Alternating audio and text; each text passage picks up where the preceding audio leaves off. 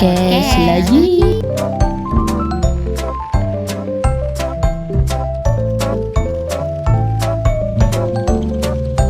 Assalamualaikum warahmatullahi wabarakatuh.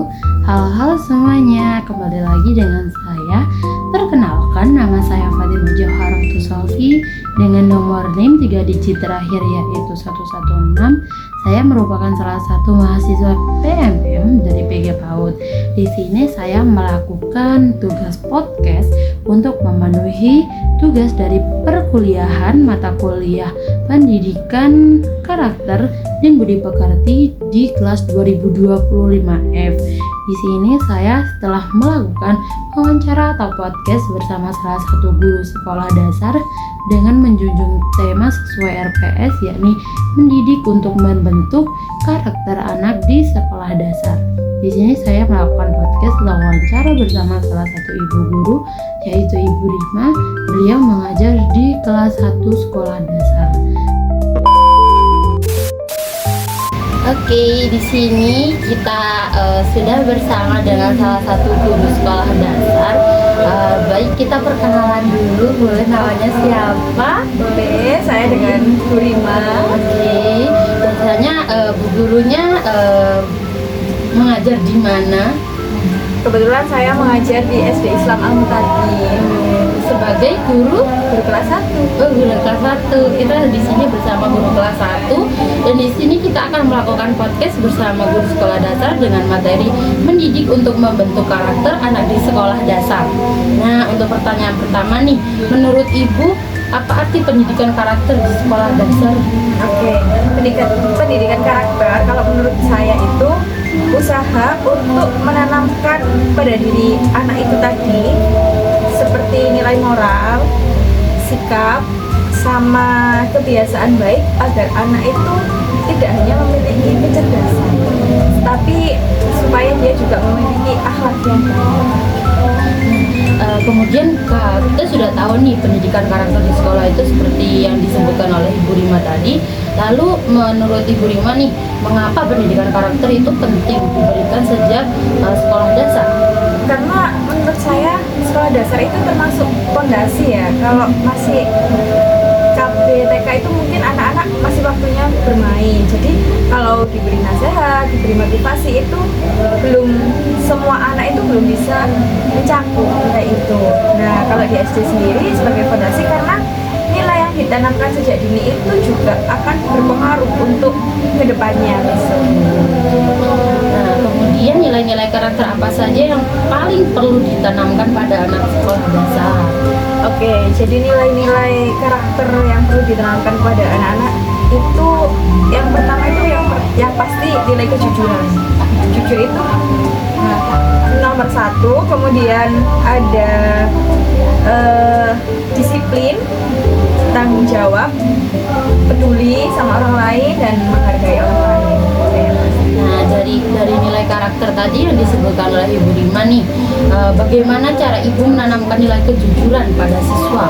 Oke, cara kita menanamkan nilai kejujuran pada siswa itu kita bisa langsung memberi contoh nyatanya aja. Semisal ada uang yang jatuh atau hilang di sekolah, siswa itu tadi kalau menemukan uang tersebut bisa dikembalikan kepada gurunya atau staf yang ada di sekolah.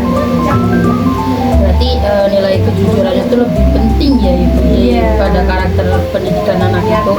Oke, nah kemudian apa contoh sederhana mendidik anak untuk memiliki sifat disiplin di sekolah? Kan biasanya anak itu banyak yang bandel, gak ngerjain tugas, gak mau menurut sama gurunya. Nah, itu bagaimana contohnya Bu Rima ini untuk mendidik anak tersebut?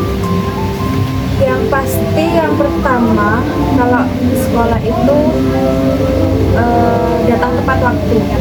Kalau dia disiplin, dia akan datang tepat waktu. Kemudian habis itu contoh kalau di dalam kelas itu ketika pelajaran pastilah ya, apalagi anak kelas 1 itu meja, bangku itu pasti berantakan. Nah, ketika mau pulang dia berani, dia maulah untuk merapikan meja-meja itu.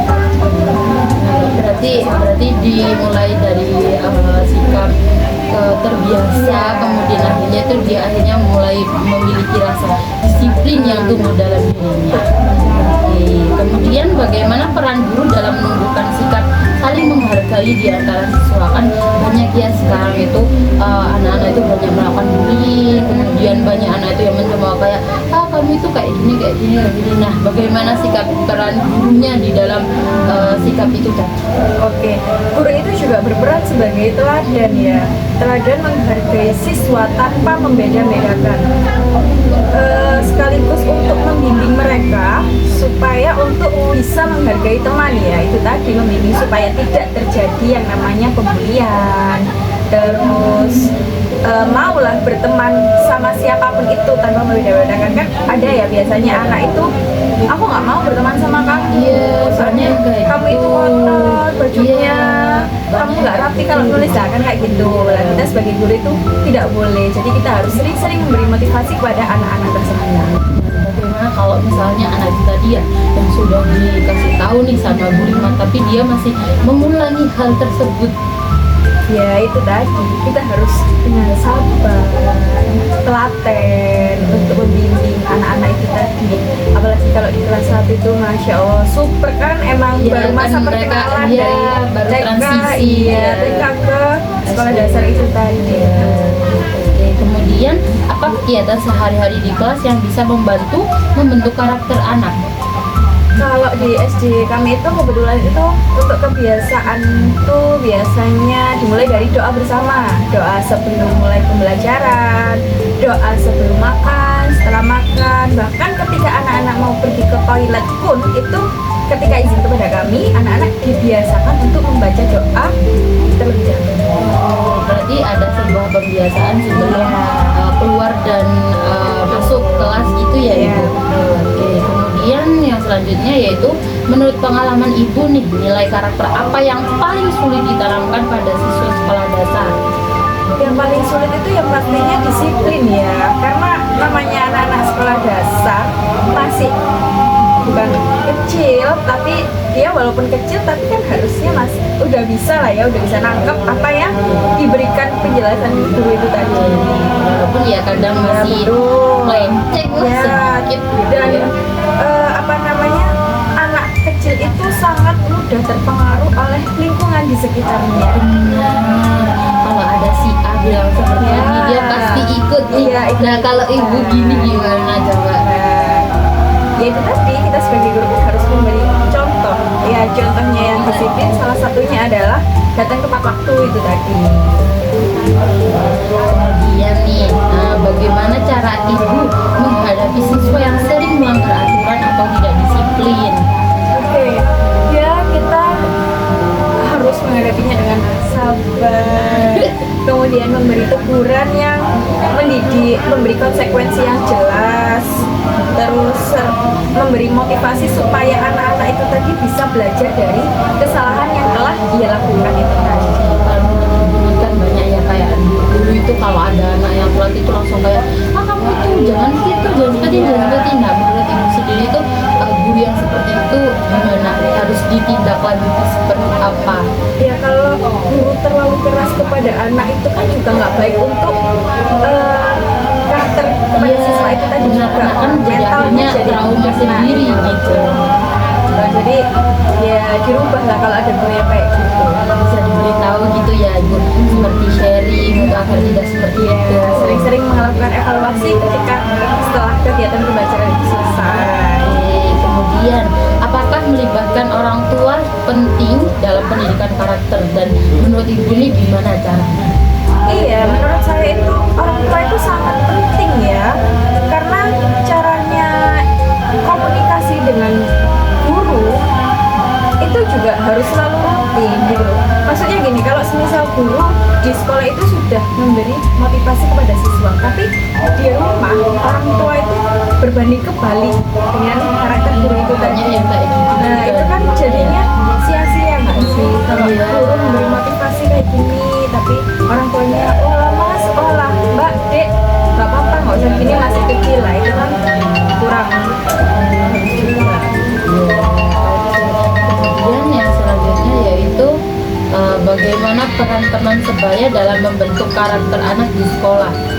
teman sebaya itu jadi role model ya, maksudnya anak itu akan lebih cepat meniru perilaku yang diberikan temannya ya, kayak itu gitu. Namanya anak kecil pasti lebih suka, lebih gampang ikut-ikutan. Kalau nggak gitu kan aku nggak mau lah sama kamu, nggak mau berteman ya. Iya, kalau temannya ada yang gitu selalu kayak ikut-ikut. Iya betul, jadi ikut-ikutan gitu kan. Iya, oke. Kemudian yang selanjutnya, apakah ibu punya pengalaman unik atau berkesan saat menanamkan pendidikan karakter ini pada siswa? Ya, pengalaman yang paling berkesan pada saya ya ketika anak-anak bisa menerapkan nilai kejujuran itu tadi. Contoh ketika menemukan uang, dia berani mengembalikan kalau merasa itu bukan haknya dia gitu. Itu yang menurut saya paling berkesan ya, soalnya kalau zaman sekarang kan menanamkan nilai kejujuran pada siswa itu juga agak sulit ya. Soalnya kan sekarang tuh banyak yang kayak suka berbohong, kemudian itu lebih kayak aku tidak tahu, aku tidak tahu, padahal dia yang ambil sebenarnya begitu ya. Iya. Oke. Kemudian bagaimana cara mengintegrasikan pendidikan karakter ke dalam semua mata pelajaran? Kita bisa, kalau dalam bahasa Indonesia ya kita bisa mengintegrasikan melalui cerita, anak disuruh cerita atau membuat cerita, mengungkapkan perasaannya itu tadi. Kalau dalam pelajaran sains, IPA itu kita bisa melakukan eksperimen secara nyata, jadi anak-anak itu nggak hanya belajar secara teori saja, tapi dia bisa belajar melalui eksperimen praktek. Soalnya kan kalau teori aja kan anak masih kayak Iya, ada gamblang. teori, Apa sih ini? Kenapa sih Bu kok kayak gini? Nah, kalau melakukan eksperimen kan, oh ternyata kayak gini ya. Ya mereka jadi merasakan apa yang Iya. oh kayak gini loh, berarti aku harus kayak gini gitu. Oke. Jadi mereka punya gambaran jelas gitu ya Ibu. Oke.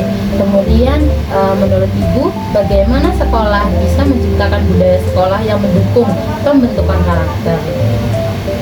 Yang pertama pasti melalui aturan ya, aturan yang konsisten itu tadi. Jadi setiap sekolah itu pasti memiliki aturan-aturan kepada siswa itu tadi. Kalau aturan itu tadi masih gamblang, pasti siswa pun itu juga masih bingung. Kalau aturan itu sudah konsisten, oh ya masuk mulai pukul 6.45, nah anak-anak pasti akan terbiasa dari situ. Kan masih banyak juga anak-anak yang Iya. masih menyesuaikan karena transisi itu, jadi terus- perlu aturan ketat itu tadi agar dia itu mulai terbiasa. Betul, terus habis itu jangan lupa ketika anak-anak sudah mulai terbiasa, kita harus juga memberi apresiasi yang baik itu tadi, contoh memberi penghargaan, walaupun itu hanya 1 buah pensil aja, tapi kan anak-anak merasa, oh ternyata aku kalau datang tepat waktu terus aku dihargai ya, aku diberi. Berarti Ibu Rima sendiri untuk anak peserta didiknya dikasih sebuah apresiasi Iya. untuk yang